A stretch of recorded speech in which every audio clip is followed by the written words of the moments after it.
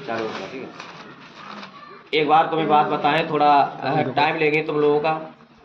घर के रामायण में तुमने देखा होगा जब पुल बनाया जा रहा था कि मतलब भगवान राम थे, वो मतलब लंका में जाने के लिए प्रस्थान करेंगे, तो उसके लिए मतलब उनके पास जाने का कोई विमान वगैरह था नहीं। तो उसके लिए उन्होंने क्या काम किया कि घर के पुल बनाओ। अब पुल बनाने में उनके पास मतलब मालूम नहीं था उनको, लेकिन मतलब मालूम सब था, भगवान थे जाके ले। तो उनके पास दो नल और नील, तो वो जिस पत्थर को छू लेते थे वो पत्थर पानी में तैरता रहता था, ठीक है। तो एकदम उन्होंने क्या काम किया, मतलब एकदम जो मतलब पत्थर मतलब इतनी तेजी से पुल बना कि बहुत जल्दी पुल बन गया। आराम से नल नील छू लेते थे, पहुंचा दिया पानी में, फिर छू लिया फिर पहुंचा दिया। तो भगवान राम ने देखा ये गिलहरी भी काम करती है, ये गिलहरी भी काम करती है। और वो गिलहरी, उसका जितना वजन था, मेरी बात तो ध्यान देना, जितना उसका वजन था उतना मतलब जानिए कि अगर 500 ग्राम की गिलहरी थी तो 500 ग्राम वो मतलब पत्थर वो भी ले जा रही थी। भगवान ने देखा कि ये देखिए, जितनी अपने आप पुल वजन है उतना वजन ले जाकर वो भी पुल में मतलब उसे पुल बनाने में सहयोग कर रही थी। तो बासरते मेरे कहने का मकसद ये है कि कर्म करो, जब आप कर्म करोगे तभी फल मिलेगा। अच्छा, उस समय तो भगवान राम ने क्या काम किया, उसके पीठ पे हाथ फेरा, उसकी पीठ पे हाथ फेरा। तो उसी समय के गिलहरी की तुमने देखा होगा उंगलियां छपी हुई हैं, 3 उंगलियां छपी हैं। वह भगवान राम के द्वारा ही पीठ में उसकी सराहना करते हो, कहा कि अगर कोई भी काम आप करते हो, जितने आप बलशाली हो उतना कर पाओ ना कर पाओ, लेकिन कर्म जरूर करो। अब जब कर्म करोगे तो फल। वैसे ही जैसे तुम लोग, तुम्हारा कोर्स लगभग मतलब अंतिम पड़ाव पर है, सभी लगभग 60% सभी का पड़ गया होगा, ठीक है। आराम से खूब फुल तैयारी करो, शाम को बैठ जाओ 7 बजे से। अब जब तक तुम्हारा मन लगता रहे तब तक पढ़ते रहो। फिर सुबह आराम से उठ जाओ, फिर सुबह शाम मतलब उठ जाओ सवेरे, और उठने के बाद में तुरंत फिर उसको रिवाइज करो जो शाम को पढ़ा है वो वाला, ठीक है। और जैसे ही रिवाइज करोगे तो वो चीज़ तुमको याद हो जाएगी। अब जो तुमको याद हो जाएगी तो आराम से पेपर में जाना और पेपर में लिख देना। तो नंबर किसके ज़्यादा आएंगे, तुम लोगों के नंबर ज़्यादा आएंगे। अब जब तुम लोगों के नंबर ज़्यादा आएंगे तो हमारी भी इज्जत, तुम्हारी भी इज्जत। तो सीना तांग हम भी कह देंगे कि हम भी रामलाल पढ़ाते हैं, और तुम भी कह दोगे गुरुजी अवधेश गुरुजी ने हमको पढ़ाया था, है ना। तो दोनों लोगों की इज्जत बनी रहेगी, ठीक है। तो आइए पहले सवाल पे चलते हैं घर के लोग।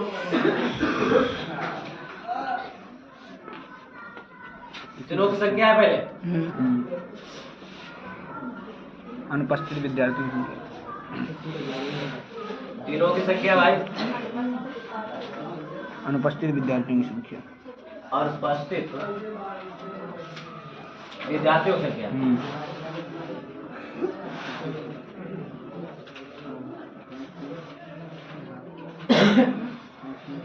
चलिए भाई बताइए कितना है दिनों की संख्या। 2 और बताऊंगे 3 2 3 10 10 52 32 32 15 15 4 2 2।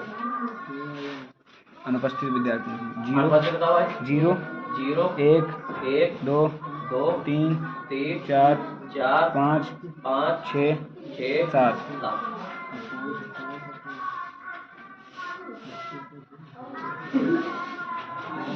अब देखो घर के लोग इसको मानेंगे एक्स, ध्यान देना मेरी बात को, इसको मानेंगे क्या, एक्स मानेंगे, और इसको एफ मानेंगे, ठीक है। देखो पहले वाले को एक्स मान लिया और इसको एफ मान लिया। अब जैसे गुणा देखो यहाँ पे लिखेंगे घर के लोग एफ गुणा एक्स। अब समझना थोड़ा, 0 का गुणा 2 में कर दो कितना होगा, 0 लिख दिया मैंने। फिर 3 का गुणा 1 में कर दो 3 हो गया भाई। फिर 2 का गुणा 10 में कर दो 20 हो गया। फिर 52 का गुणा 3 कर दो, 3 और 6 53 15 156 हो गया, वेरी गुड। 4 का 32 कर दो, 4 दूनी 8 4 3 12। फिर 15 का 5 कर दो 75। फिर 4 का 6 में कर दो 24। फिर 7 का 2 में कर दो 56। अब करके इसको जोड़ के देखो, सिग्मा यस जोड़ लो, देखो 7 और 6 कितना हो गया? 13, 13 5 18, 18 4 22, 22 3 25, 25 2 28 हो गया। चलिए इधर आ जाओ करके 4 है ना? देखो 4 4 8 8 5 13 8 21 21 और 6 27 और 3 30। रुक जाओ, जोड़ लेते हैं सबके साथ में। 30 हो गया। अब हासिल कितने लगे भाई? 3। तो 3 ही जोड़ दो, 3 और 1 4 4 2 6 7 13 13 2 15 15 5 20 20 और 2 22 के 2 हासिल लगा 2। अब देखो 1 1 2 और 2 हासिल वाले कितना हो गए? ये सिग्मा एफ गुणा एक्स। अगर के जैसे लिखेंगे इधर देखना, समांतर माध्य एक्स बार बराबर सिग्मा एफ गुणा एक्स और बटे सिग्मा एफ। और एफ गुणा एक्स अगर के लोग निकाल रहा है 420 है ना, बटे 28। एक काम करते घर के लोग, मतलब काटे तो जाए डायरेक्ट काट लेंगे, अगर लोग 7 से पढ़ो 7 जाओ 7 छंग 60 बचेगा ऊपर, और 60 में 5 का भाग कर दो। देखो 5 एकड़ 4 था। देखो 4 एकड़ 4, इधर भी 4 एकड़ 4, 2 बचा 4 बच्चे 20। तो कितना हो गया भाई? 15। इसका समांतर माध्य एक्स बार बराबर निकला।